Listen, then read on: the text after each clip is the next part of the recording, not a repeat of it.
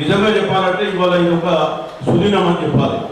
మీరు యూనియన్ పెట్టి 12 సంవత్సరాలు అయింది.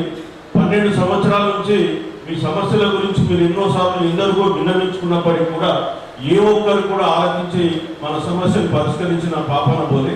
మరి మన వెంకట స్వామి గారి వారు ఎప్పుడైతే వివేక్ గారు మనకు మినిస్టర్గా అయినారో అప్పుడు మినిస్టర్ కాగానే నేను శ్రీనివాస్ గారు తర్వాత జామరాజు గారిని సార్ను ఒకసారి కలుపని చెప్పి నేను చెప్పాను. నేను కూడా సార్ను పర్సనల్గా కలిసి ఎక్స్ప్లెయిన్ చేసిన ప్రాబ్లమ్స్ సార్కు చెప్పడంతో అదేవిధంగా మనం సెక్రటరీకి వెళ్ళి ఒక మెమోరాండం కూడా ప్రజెంట్ చేసినాం. చెప్పడంతో మొట్టమొదటిసారిగా మన సమస్యలను స్పందించి మీకు కూడా కనీస వేతనాన్ని అప్లై చేస్తూ జిఓఎస్ 6 ఇవ్వడం జరిగింది. జిఓఎస్ నెంబర్ 6 ఇంతవరకు మీకు ఆ కనీస వేతన చట్టం కూడా అమలు కాలేదు.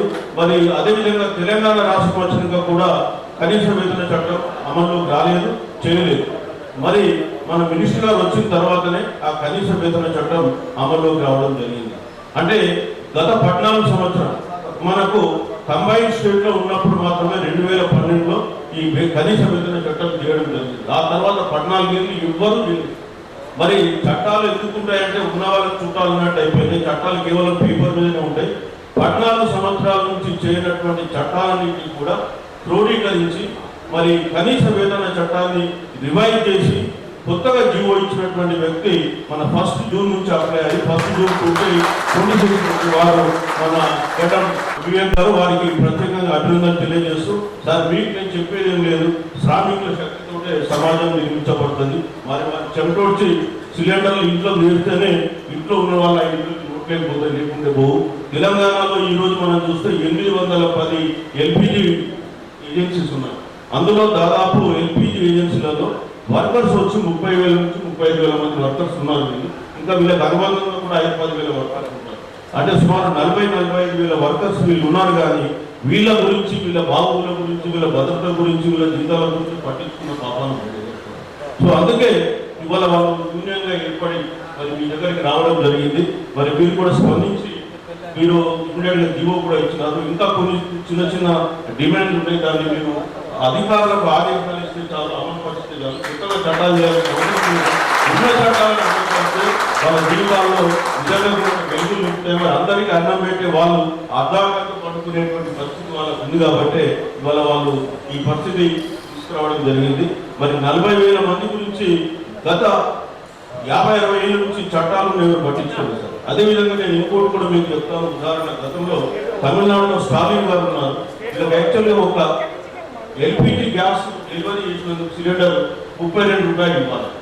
అయితే తమిళనాడులో కూడా ఇదే పరిస్థితి వస్తే సీఎం గారు అప్పుడు స్టాలిన్ పిలిచి ఎల్పిజి డీలర్లతో కూర్చొని ఒక అసోసియేషన్ చేసి పెట్టి, మీరు ఏం చేస్తారో నాకు తెలియదు, ఎల్పిజి డీలర్లందరూ మీరు వాళ్ళకి 32 రూపాయలు వాళ్ళ బ్యాంక్ అకౌంట్ చేసి నాకు సర్టిఫికేట్ ఇవ్వాలి అని చెప్పి సివిల్ సప్లై ఆదేశాలు ఇస్తే సివిల్ సప్లై కమిషనర్ అమలు పరచాలి, నాకు ఎవ్రీ మంత్ రిపోర్ట్ నాకు రావాలి చేశారు. అమలు పరుస్తున్నారు, 100% అమలు అవుతుంది.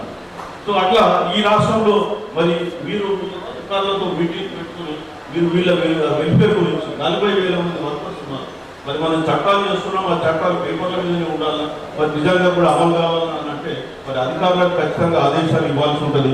మిమ్మల్ని మీరు ఎట్లయితే స్పందించారో కార్మిక పక్షపాతిగా స్పందించి వాళ్ళు మీరు ఆర్డర్స్ ఇచ్చారు. మీరు వచ్చిన తర్వాత స్కిల్ డెవలప్మెంట్ గురించి కూడా చాలా ఇనిషియేటివ్ తీసుకుంటున్నారు సార్. 4,000 మందికి ట్రైనింగ్ ఇప్పించి అక్కడ వాళ్ళ పెద్దపల్లి నియోజకవర్గంలో వాళ్ళకి ఎంప్లాయ్మెంట్ ఇప్పించాడు. ఆ విషయంలో సార్ పెద్దగా గట్టిగా చెప్పడంలో మరి రాబోయే కాలంలో ఇంకా లేబర్ వెల్ఫేర్గా మనం అనేకమైనటువంటి చర్యలు తీసుకోవాల్సింది. అందులో ముఖ్యంగా డెలివరీ బాయ్స్ సంబంధించి మరి సార్ అనుకుంటే వాళ్ళ అధికారులతో చెప్పడం పెద్ద ఇష్యూ కాదు. అదేవిధంగా అధికారులతో పనిచేయించుకుంటే మీ అందరికీ కూడా మంచి జరుగుతుంది. మరి అదేవిధంగా శ్రీనివాస్ గౌడ్ కూడా చాలా రోజుల నుంచి కష్టపడుతున్నాడు. నా దృష్టికి తీసుకురాగానే నేను కూడా తక్షణమే తీసుకెళ్లి సార్ దగ్గర మాట్లాడి చేయడం జరిగింది. ఎందుకంటే ఇట్లాంటి అనార్గనైజ్డ్ లేబర్ ఇక్కడే కాదు, చాలా దగ్గర. నేను గతంలో Satavahana university incharge vice chancellor చేసినప్పుడు అక్కడ 4,000-5,000 పని చేయించుకుంటున్నాను లేబర్ సెక్యూరిటీ గార్డ్స్ కదా. 4,000-5,000 బాబు వాడు ఎట్లా బతకాలి?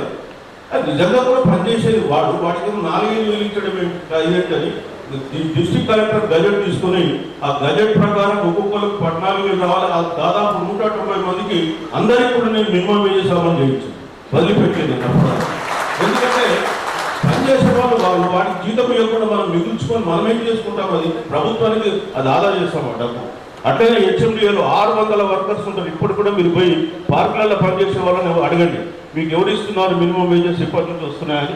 నేను కమిషనర్ హెచ్ఎండి అయిన తర్వాత వాళ్ళకు కూడా అప్పుడు అట్లనే 5,000, 6,000, 7,000 ఎవరు ఇష్టమైన రీతిలో వాడిస్తుంది. ఏంటి చట్టాలు ఉన్నాయా లేవా, ఎందుకున్నాయి చట్టాలు, ఎందుకు అమలు అయితే లేవా అనే ఉద్దేశంతో వాళ్ళందరినీ ఒక యూనియన్ లాగా చేసి నేనే చేసి వాళ్ళందరికీ కూడా ఎవ్రీ మంత్ ఫస్ట్కు శాలరీ పోవాలి, మినిమం వేజెస్ అమలు చేస్తున్నాం. మీరు ఈ రోజు కూడా పోయి ఎక్కడైనా సరే హెచ్ఎండిఏ పార్కులు అడగండి, పనిచేసే వాళ్ళకు మినిమం వేజెస్ వస్తుంది. నన్ను చూసిన తర్వాత జిహెచ్ఎంసీ వాళ్ళు కూడా అమలు చేస్తుంది. కాబట్టి చట్టాలను ఉండడం గొప్ప విశేషం కాదు, అమలు చేయాలి. అమలు చేసే అధికారులకు కూడా ఆ చిత్తశుద్ధి సంకల్పం ఉండాలి. ఇవాళ సార్ వచ్చింది కాబట్టి తక్షణం స్పందించి మరి మనకు మినిమం వేజెస్లో పెట్టడం జరిగింది. అదేవిధంగా సారు ఒక్కసారి వాళ్ళ డిపార్ట్మెంట్లో కూర్చొని ఒక మాట చెప్పేస్తే ఆటోమేటిక్గా థింగ్స్ మూవ్ అవుతాయి. మనకు తెలుసు ఇప్పటిదాకా ఎల్పిజి డీలర్లు ఎంత భూములను దోపిడీ చేస్తుందో మనకు తెలుసు. చట్టాలు ఉన్నప్పటికీ కూడా దోపిడీ వ్యవస్థ కంటిన్యూ అయితేనే ఉంది. ఇందులో పనిచేసే వాళ్ళందరూ కూడా 100% కూడా బడుగు బలైన వర్గాలకు సంబంధించినటువంటి వాళ్ళే. ఆర్థికంగా బలైన వర్గాల వాళ్ళు ఉండొచ్చు, లేదా సామాజికంగా కూడా బలైన వర్గాల వాళ్ళు ఉండొచ్చు. మరి వీళ్ళకి న్యాయం జరగకుండా సామాజిక న్యాయం గురించి మనం ఈ దేశంలో మాట్లాడితే అర్థం లేనటువంటి సమస్య, అర్థం లేనటువంటి ఇష్యూ అది. అందుకనే ఈ ఇష్యూను నాకు శ్రీనివాస్ గౌడ్ చామకూరు తీసుకురాగానే నేను గవర్నమెంట్ దృష్టికి తీసుకెళ్ళాను, మినిస్టర్ గారి దృష్టికి, ప్రభుత్వంలో తీసుకెళ్లి మాట్లాడడం జరిగింది. సరే ఇవాళ ఒక మంచి సమావేశం ఏర్పాటు చేసుకున్నాం.